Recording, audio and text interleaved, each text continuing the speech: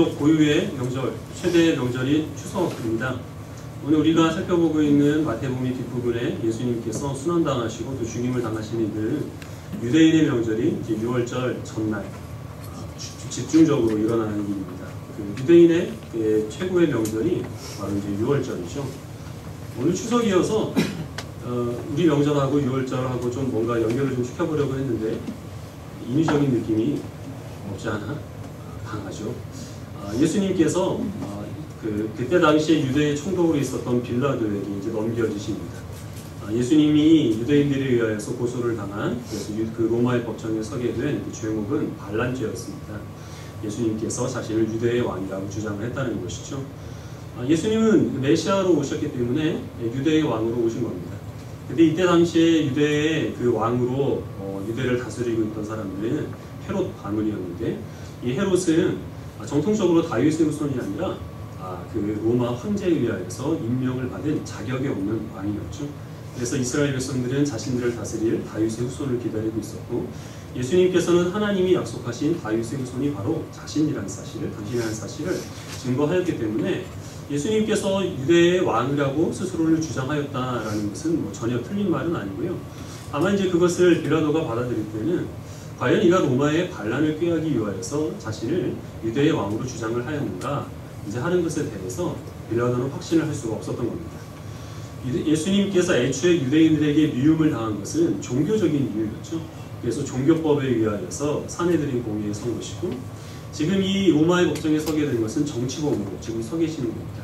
그래서 정치적으로든 종교적으로든 그때 당시의 권력자에 의하여서 예수님은 눈의 가시와 같은 이제 존재였다는 겁니다.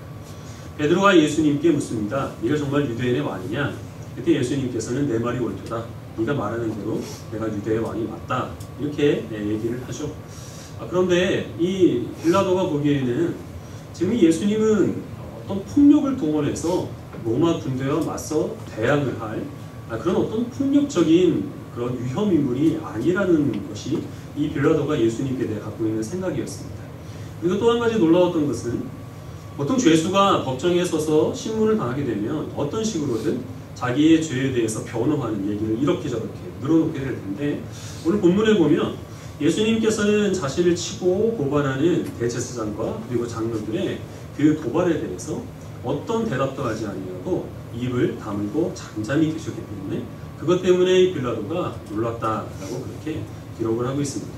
빌라도는 이 예수는 어떤 무력으로 로마 군대와 맞서 싸울 그런 인물이 아니다라는 그런 확신이 있었고 우리들에게 광복절 특사 아니면 추석 특사와 같은 것들이 그때 당시에 이제 6월절 특사라는 게 있었습니다. 유대인의 명절에는 유대인의 죄수 가운데 한 사람을 우리가 처원하는 대로 풀어주는 그런 이제 관례가 있었는데요. 그래서 빌라도는 그것을 이용을 해서 예수님을 놓아주고자 합니다. 그래서 그때 감옥에 갇혀 있었던 바라바라는 강도가 있었습니다.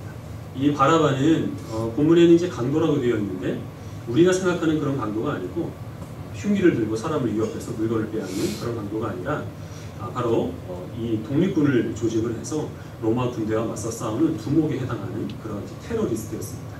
유대인들에게 바라바를 놓아주는 것이 너희들에게 있어서 원하는 바냐? 그렇지 않으면 너희가 메시아 스스로 메시아라고 주장하는 예수를 놓아주는 것이 너희가 원하는 바냐? 라고 묻습니다.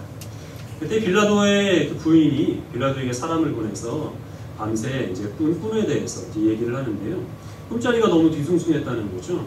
그리고 그 꿈에 의하면 지금 재판을 받고 있는 저 예수라는 사람은 죄가 없는 의로운 사람이라 그러니까 저 옳은 사람에 대해서 빌라도 당신이 상관하지 말라 이렇게 얘기를 합니다.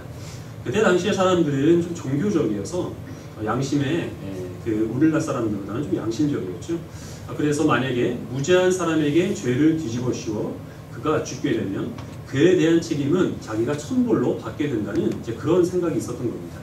그래서 만약에 예수가 무죄한데 내가 여기에서 유죄 판결을 내려서 그를 사형시키게 되면 그 모든 책임이 나에게 돌아올 것이 아니냐 이런 깨름칙한 마음 때문에 되도록이면 이 예수를 벌을 주지 않으려고 지금 최대한 노력을 기울이고 있는 것이죠. 근데 그때 대제사장들과 그리고 장로들은 백성들 사이를 돌아다니면서 그 백성들에게 예수가 아닌 바라바를 풀어달라고 그렇게 요구하라고 사람들을 선동을 합니다.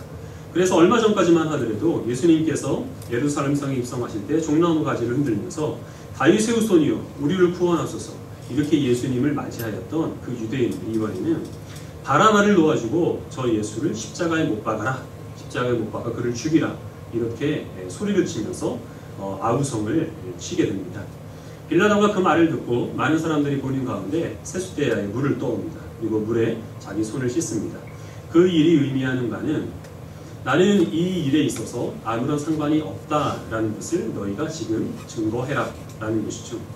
그래서 내가 이 죄가 없는 사람을 십자가에 못 박아 죽여서 그에 대한 책임을 만약에 신이 나에게 묻는다면 나는 이 일과 아무런 상관이 없고 이 일에 대한 모든 책임은 너희 유대인들이 져야 된다 라고 지금 빌라도가 얘기를 하고 있는 것이죠. 그때 유대인들이 얘기하기로는 저 예수의 피를 우리와 우리 자손에게 돌리소서. 만약에 저 예수가 의로운 가운데 무죄함 가운데 억울하게 죽는 것이라고 한다면 그의 피값은 우리와 우리의 후손이 감당을 하게 될 것이다 라고 그렇게 얘기를 합니다. 그래서 예수님께서는 가야바의 법정에서 빌라도의 법정으로 그리고 이제 로마 병사의 손에 십자가에 못 박히시기 위해 넘겨지게 되는 것이죠. 2차 대전 때 유대인들이 학살을 많이 당하죠. 나치의회에서. 그리고 지금도 유대인들을 경멸하는 사람들이 많이 있습니다. 유대인들을 학살을 하고 경멸하는 그 근거 가운데 지금 유대인들이 했던 이 이야기 예수의 피를 우리와 우리 자손에게 돌리소서 라는 이 말 때문에 그들이 예수님을 죽인 그 피값으로 그들이 박해를 당하고 그들이 학살을 당한 것이라 라고 그들의 그 유대인들을 학살을 하고 그리고 핍박을 했던 그 행위들을 정당화하는 사람들이 있었습니다. 근데 이것을 우리가 그렇게 받아들이면 안 되고 예수님께서 갈람산 강화를 통하여서 말씀하신 심판의 때는 이 일이 있은 후에 약 30년 뒤에 로마의 티투스 장군에 의하여서 예루살렘이 완전히 함락을 당하게 되죠. 그때 유대인의 약 3분의 1에 가까운 사람이 죽임을 당합니다. 그것으로 예수님을 죽인 그 책임은 하나님께서 물으신 것이고 그 후에 유대인들이 핍박을 당하고 멸시를 당하는 것은 예수님을 죽인 일과 무관한 것으로 우리가 받아들여야 되겠죠. 복음서는 예수님의 생애로부터 예수님께서 죽으시고 그리고 십자가에 부활하셔서 승천하시기까지의 약 30년의 기간을 기록을 하고 있는데요. 복음서의 약 3분의 2는 예수님께서 출생하시고 순환을 당하시기 전에 30년의 기간을 다룹니다. 그리고 이제 나머지 3분의 1에 예수님께서 순환을 당하신 후로부터 부활하시고 승천하시기까지 약 한 달 어간에 있었던 일들을 기록을 하게 됩니다. 그래서 분량으로 보면 예수님께서 지금까지 이 출생하신 이후로부터 순환을 당하시기 전까지보다 순환을 당하신 후에 훨씬 더 이 복음서 기자가 예수님의 생애에 대해서 관심을 가지고 자세히 기록했다는 것이죠. 특별히 그 뒷부분에 있는 3분의 1 중에서는 예수님께서 순환을 당하시고 죽임을 당하신 이 과정을 상당히 자세하게 기록을 하고 있습니다. 그래서 예수님께서 태어나신 후로부터 복음서 기자가 쉴 새 없이 달려오다가 예수님께서 고난을 당하시는 그 시점부터는 갑자기 이제 슬로우 비디오처럼 천천히 시간이 진행이 되고 굉장히 세세하게 이 일들을 자세하게 이제 기록을 하게 되는 거죠. 그렇게 이 예수님의 죽음에 대해서 복음서 기자가 자세하게 기록한 이유가 무엇이겠습니까? 그것은 예수님이 지금 재판을 당하시고 십자가에 못 박히신 이 과정이 불법적으로 이루어지고 있다 하는 것을 지금 증거하기 위해 이 일들을 자세히 기록을 하는 겁니다. 어떤 사람들은 예수님이 실제로 반란을 일으켰지만 실패해서 자기 죄로 인하여서 십자가에 못 박혀 죽은 것으로 그렇게 생각하는 사람이 있는데 그렇지 않다는 것이죠. 가룟 유다가 자기의 스승을 팔아넘긴 배신, 대제사장과 장로들이 예수님을 못마땅히 여겨서 시기로 그래서 억울한 누명을 씌운 것, 빌라도는 뻔히 예수님이 죄가 없다는 사실을 알지만 밀란이 일어나서 그 책임을 자기가 물을 것을 두려워하여서 그래서 죄 없는 예수님을 십자가에 못 박혀 죽인 이 불법적인 과정을 통하여서 오히려 예수님께서는 죄가 없는 의로운 분이라 하는 것을 지금 복음서 기자는 증거하고 싶었던 겁니다. 예수님이 죄가 없이 십자가에 죽으셨다는 것은 무엇을 의미하느냐 하면 누군가의 죄를 예수님께서 대신 지시고 지금 십자가에 못 박히시게 된다는 것이죠. 그 누군가가 누구입니까? 지금 우리가 읽은 본문에서는 바로 강도 바라바입니다. 당연히 바라바는 자기의 죄로 인하여서 십자가에 죽을 죄인인데 예수님께서 그 강도 바라바가 져야 될 십자가를 대신 지셔서 십자가에 못 박혀 죽으신 것이죠. 그래서 이 죄수가 풀려나는 것을 통하여 십자가에 못 박히신 예수님께서는 당신의 죄가 아닌 다른 사람의 죄를 진 무죄한 하나님의 아들이라는 사실을 증거하게 되는 것입니다. 이 일들은 이 자리에 모여서 예배를 드리고 있는 우리 모두가 다 익히 알고 있는 바죠. 그럼 예수님께서는 누구의 죄를 지시고 지금 십자가에 못 박혀 죽으시는 것입니다. 우리 이사야 53장 말씀을 다시 보겠습니다.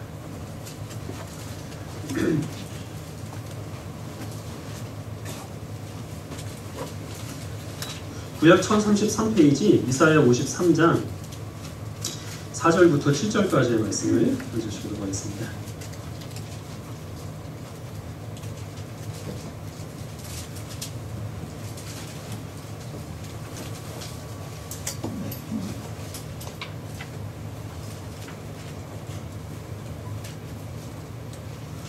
이사야 53장 4절을 제가 먼저 읽고 7절까지 기록을 하겠습니다. 그는 실로 우리의 질고를 지고 우리의 슬픔을 당하였거늘 우리는 생각하기를 그는 징벌을 받아 하나님께 맞으며 고난을 당한다 하였노라.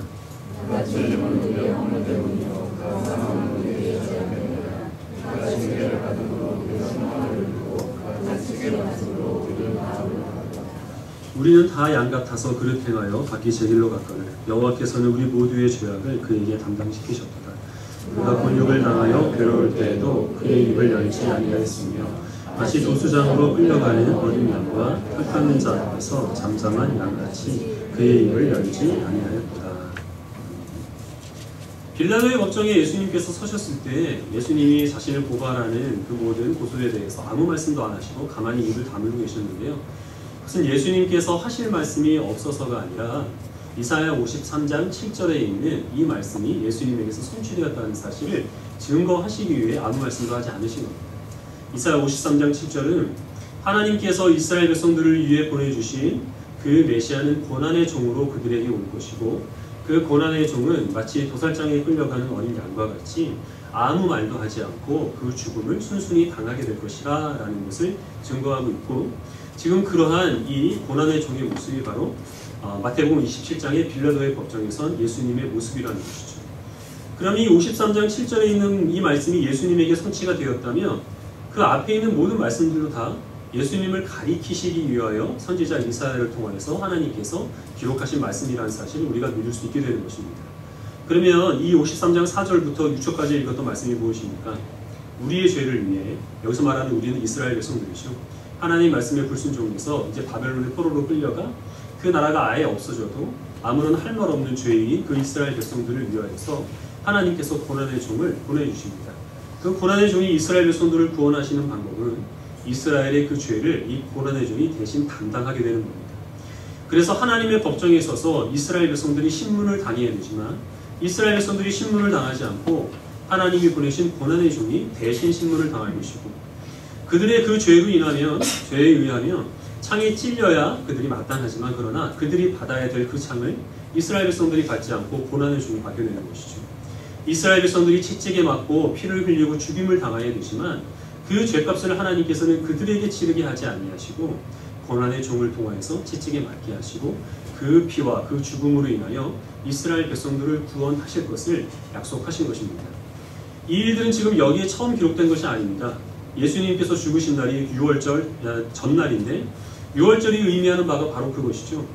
6월절은 이스라엘 백성들이 이집트에 있을 때 하나님께서 이집트에 있는 모든 장자들을 치실 때 이스라엘 백성들에게는 양을 잡아서 그 피를 문에 발라라.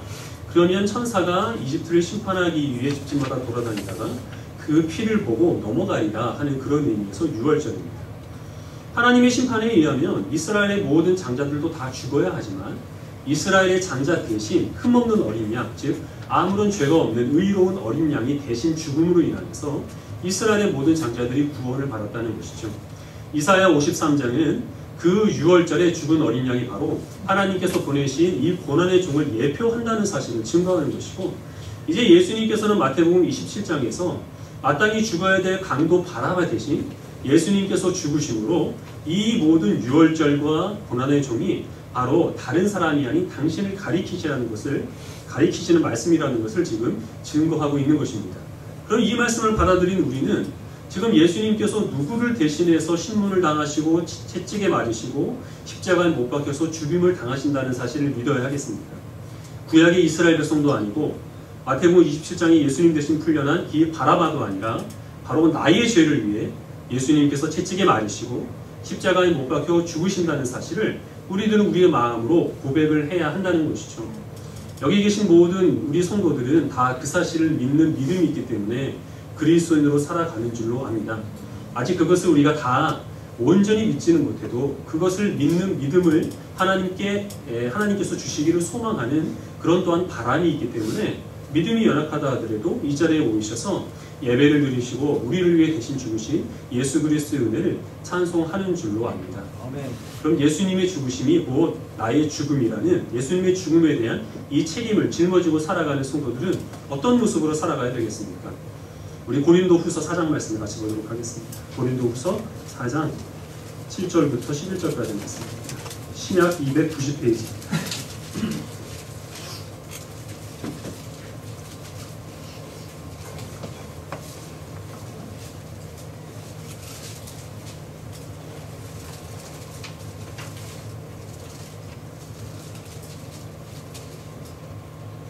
고린도후서 4장 7절을 제가 먼저 읽고 11절까지 읽겠습니다. 우리가 이 보배를 질그릇에 가졌으니 이는 심히 큰 능력은 하나님께 있고 우리에게 있지 아니함을 알게 하려 함이라.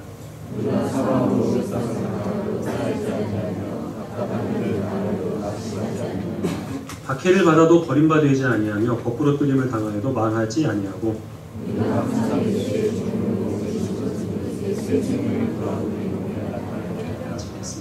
우리 살아있는 자가 항상 예수를 위하여 죽음에 넘겨지는 예수의 생명이 또한 우리 죽을 육체에 나타나게 하려 한다. 10절에 우리가 항상 예수의 죽음을 우리 몸에 짊어짐은 이렇게 말씀하고 있는데요. 예수의 죽음을 우리가 짊어지고 살아간다는 것은 예수님의 십자가의 죽음이 예수님의 죄 때문이 아닌 나의 죄 때문이라는 사실을 알고 예수님의 죽음에 대한 그 책임을 감당하며 살아가는 그런 성도의 그 본문의 모습을 지금 의미하고 있습니다. 누구보다 바울이 이 사실을 잘 알고 있었죠. 회심하기 전에 그는 예수님을 믿는 사람들을 핍박하는 데 가장 앞장섰던 사람이기 때문에 예수님의 죽음에 대한 그 책임이 자신에게 있다는 사실을 누구보다 잘 인식하고 있던 사람입니다. 그래서 바울이 그 사실을 힘입어서 무엇이라고 고백을 하느냐 하면 우리는 질그릇과 같다라는 것입니다. 질그릇은 아무런 가치가 없는 물건이고 그릇을 만드는 사람이 마음에 들지 않으면 얼마든지 깨트려도 누구도 뭐라고 하지 않을 그러한 연약하고 부족한 그런 존재입니다. 이 바울이 자신을 질그릇이라고 그렇게 이야기를 하고 있는 것이죠. 근데 사실 바울은 많은 일들을 이뤄냈습니다. 세상 사람들이 평가하기를 세상의 역사를 바꾼 위대한 인물로 예수님을 뽑고 그 다음 버금가는 인물로 바울을 뽑을 만큼 바울은 놀라운 업적을 이룬 사람입니다. 그러나 그런 놀라운 업적을 이루고 많은 사람에게 복음을 전하고 가는 곳마다 교회를 세운 그 바울이 자신이 이룬 그 업적에 대해서 사람들 앞에서 내가 이런 능력을 행했다, 내가 이렇게 놀라운 일들을 이루어냈다라는 것으로 자랑하는 것을 우리가 본 적이 없다는 것이죠. 바울은 항상 자기가 이 모든 일들을 감당을 하지만 늘 그의 입으로 고백하는 것은 나는 죄인 중에 괴수된 자요 나의 나된 것은 오직 하나님의 은혜라, 오직 이것만을 고백했습니다. 왜냐하면 자기 자신이 질그릇과 같다는 사실을 잘 알고 있었기 때문에 자신은 강도 바라바와 같이 하나님께 저주를 받아 십자가에 못 박혀 죽어도 아무런 항의를 할 수 없는 그런 죽어 마땅한 죄인이라는 사실을 잘 알고 있었지만 그런 나를 하나님께서 주님의 자녀로 삼아주시고 나에게 사도 직분을 허락하여 주신 그 은혜에 감사하며 그 은혜에 합당하게 행한 것 뿐이기 때문에 자신에게 있어서는 사람들 앞에 자랑할 것이 전혀 없다고 하는 것이죠. 그것은 하나님 앞에 있어서도 바울은 마찬가지입니다. 사도로서의 이 수고를 감당하면서 하나님 내가 이 고생을 하는데 하나님 나에게 뭘 주실 수 있습니까? 내 육체의 가시를 하나님 빼주는 것이 당연하지 않겠습니까? 이렇게 바울은 자기의 공로를 하나님 앞에서도 주장하지 않았습니다. 어떤 상황 속에서도 죄인인 자신을 구원해 주신 하나님의 은혜와 섭리 가운데 있음을 의심치 않았다는 것이죠. 그래서 또 무엇이라고 증거를 하느냐 하면 자기가 온전하게 의로운 일을 행하다가 사방이 우겨싸움을 당하는 것 같은 답답하고 막막한 순간들이 있다는 것이죠. 그러나 그런 상황 속에서도 우겨싸움을 당하지 아니하고 절망하지 않고 낙심하지 않고 오히려 우리의 죽음을 통하여서 하나님께서 생명을 전하시는 그 일을 이루실 것에 대한 소망을 잃지 않습니다.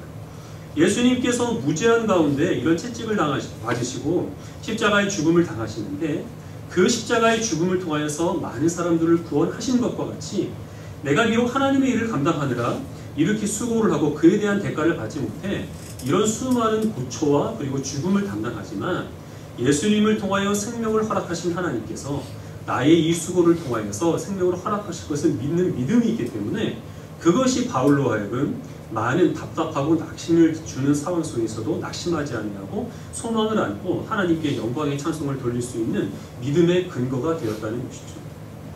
하나님께서 우리들에게 동일한 이 믿음을 허락하여 주셨다면 우리들도 예수님의 십자가의 죽음을 짊어지고 있는 사람으로서 이 바울이 고백하는 바와 같은 하나님의 은혜에 감사와 그에 대한 겸손함과 그리고 또한 우리의 삶 가운데서 걸림이 되는 일들을 우리가 그것을 하나님께 대한 의심과 그리고 원망으로 삼지 않고 오히려 더 큰 일을 이루기 위한 소망의 근거로 삼는 것이 당연하다고 하는 것입니다. 얼마 전에 집시에 대한 책을 읽어봤습니다. 제가 집시에 대해서는 전혀 몰랐습니다. 집시는 제가 노래로 배웠는데요. 이치영과 원님들의 집시연이라는 노래였죠. 그래서 집시가 그냥 여기저기 이제 돌아다니면서 사람들 타로 점이나 봐주는 그런 사람들인 줄 알았는데 한 특정한 종족을 뜻하더라고요. 민족성이 아주 강한 민족입니다. 이 사람들은 과거로부터 집을 짓고 살지 않습니다. 어떤 조직화된 정부도 없습니다. 왕도 없었고 학교도 만들지 않습니다. 그리고 가는 곳마다 그렇게 배우지 못했기 때문에 문맹자가 많아서 그리고 또 그 사회의 풍습을 따르지 않기 때문에 많은 고난을 겪습니다. 유대인들 버금가는 숱한 고초를 겪으면서 여기에서 고난을 받으면 저기로, 저기서 고난을 받으면 또 저쪽으로 그렇게 피해 다니면서도 자신들의 그 민족의 정체성을 잃어버리지 않도록 힘썼던 사람들입니다. 집시는 집시하고만 결혼을 해야지 집시가 만약에 다른 외부 사람들과 결혼을 하면 호적에서 파버립니다. 그렇게 민족성이 강한 그러한 종족인데 집시보다 더 민족성이 강한 민족이 있습니다. 우리입니다. 집시가 이 정착하지 못한 몇 개 안 되는 나라 가운데 우리나라가 끼어 있습니다. 이 집시의 풍습 가운데 하나가 어떤 것이 있느냐 하면 형제 가운데서 장남이거나 그래서 부모를 부양하게 되거나 아니면 결혼을 해서 책임져야 될 가족이 있는 경우에 그 사람이 만약에 어떤 죄를 저질러서 감옥에 가야 될 그런 상황이 된다고 한다면 집시는 그 가족을 부양해야 될 그 책임이 있는 형제가 아닌 다른 형제가 그 죄를 대신 뒤집어 쓰고 그리고 감옥에 갇히는 그런 풍습이 있습니다. 만약에 우리가 그런 입장이라고 한다면 이제 내가 동생인데 형이 결혼을 했어요. 그래서 형에게는 가족이 있어서 형이 죄를 저질렀는데 그에 대한 그 책임을 내가 져야 된다라고 하면 굉장히 억울하겠죠. 그래서 형이 잡혀가기 전에 내가 얼른 결혼을 해버리는 뭐 이제 그런 것을 막 생각을 할 텐데 집시들은 그렇게 하지 않고 가족을 위해서 자기가 대신 옥고를 치르는 것을 대단한 영광과 그리고 명예로 생각을 한답니다. 그리고 그렇게 해서 출소를 하게 되면 형기를 마치고 출소를 하게 되면 또 거기에는 그에 합당한 대우와 그리고 섬김을 모든 혜택들을 베풀어 준다는 것이죠. 형제를 위하여서 희생을 한 그에 대한 상응하는 대가들을 베풀어 준다고 하는 겁니다. 여러분들은 영특하셔서 지혜로우셔서 제가 무슨 말씀을 하려고 지금 이 집시에 대한 이해를 드는지 잘 아시리라 믿습니다. 우리들은 모두 다 우리의 죄를 위해 예수님께서 대신 십자가에서 죽으셨다는 이 대속의 믿음을 가지고 살아갑니다. 이것은 우리 기독교 신앙 가운데서 가장 기본 중의 기본입니다. 여기서부터 우리는 그리스도인의 삶이 시작되는 것이죠. 머리로는 우리가 다 이것을 알고 있지만 우리의 가슴으로 뜨겁게 예수님의 대속의 사랑과 은혜를 우리가 받아들이기에는 사실은 어려운 것 같습니다. 특별히 우리가 그 대속의 사랑을 힘입어서 바울이 지금 이 고린도후서에서 증거하는 바와 같이 어떤 일이 있어도 낙심하지 않고 우리의 어떤 공로가 있어도 그것을 자랑하지 않는 하나님의 능력과 은혜를 소망하는 그런 성도의 삶을 우리의 삶 가운데서 직접적으로 실천하며 살아가기에는 너무나 어렵다고 하는 것이죠. 그래서 우리들은 너나 할 것 없이 사실 이런 유혹에 빠지기가 쉽습니다. 어떤 자격이 없으면 좀처럼 하나님 앞에 헌신하기를 꺼려한다는 것이죠. 록펠러와 같이 아니면 조지 밀러와 같이 11절을 드리고 주일 성수를 하고 그리고 5만 번 기도의 응답을 받았다 하는 그런 외부적인 자극이 주어져야 우리들은 그나마 그것으로 하나님께 헌신할 근거를 삼지 하나님께서 우리에게 이미 베풀어 주신 십자가의 사랑과 은혜를 힘입어서 우리가 하나님 앞에 헌신하고 우리가 하나님 앞에 열정을 붓고 주님께서 우리에게 원하시는 그 예수님의 죽음을 짊어지고 살아가는 삶을 살아가기는 좀처럼 꺼려한다는 것입니다. 그래서 집시의 예로 다시 돌아가서 얘기를 드린다면 말씀을 드린다면 나를 대신해서 옥고를 치르고 온 형제에게 너는 이제 감옥에서 나왔으니 나를 위해서 더 무엇을 해줄 수 있느냐라는 것을 가지고 끊임없이 요구하는 그런 이기적인 모습으로 사실 하나님 앞에 설 때가 너무나 많다고 하는 것이죠. 의도한 바는 아니겠지만 만약에 우리가 대속의 은혜가 아니라 다른 어떤 보상과 만족과 그리고 또한 우리의 삶 가운데서 여러 가지 일들, 우리는 사실 사도 바울이 이야기하는 것처럼 사방이 우겨쌈을 당한 게 아니라 내가 가는 길에 어떤 조그만 걸림돌 하나만 있어도 그것 때문에 하나님의 사랑을 의심하고 초조해하고 낙심할 때가 많다는 것이죠. 그런 일들에 대해서 우리가 소망을 품고 이런 걸림돌을 통하여 하나님께서는 더 큰 일을 이루시리라라는 그런 믿음을 가지고 살아가지 않는다면 사실 우리는 궁극적으로 우리를 위해 십자가에서 죽으신 예수님의 대속의 은혜를 부인하며 살아가는 것입니다. 그러면 우리는 예수님께서는 내 죄가 아니라 예수님 당신의 죄로 마땅히 죽어야 될 죄를, 죽어야 될 죽음을 십자가에서 죽으셨다라고 그렇게 헛된 주장을 하는 것밖에는 우리의 삶을 통해서 증거하는 것이 안 되는 것이죠. 이것은 사실 무섭고 심각한 것입니다.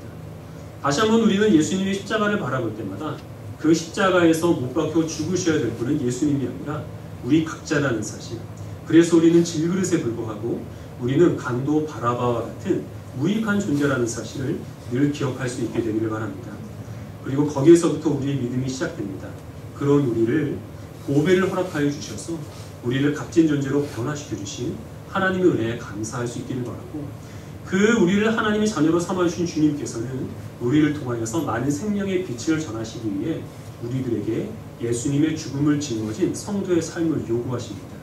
거기에 대해서 우리는 우리의 가슴으로 뜨겁게 대속의 사랑을 받아들이시고 우리의 삶으로 어떤 눈에 보이는 증거가 없어도 어떤 우리 손에 쥐어지는 하나님의 그 우리의 기도에 응답하시는 확실한 그러한 어떤 증명들이 없다 하더라도 오직 십자가에서 우리를 위해 죽으신 예수 그리스도의 대속의 사랑을 힘입어서 예수님께서 요구하시는 십자가의 길과 헌신의 삶과 성도의 길을 믿음으로 걸어갈 수 있는 모든 성도들이 되시기를 간절히 소원합니다.